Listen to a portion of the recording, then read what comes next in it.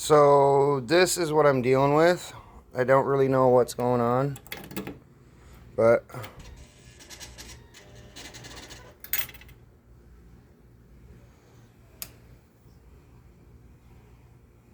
fuel injector light doesn't come off.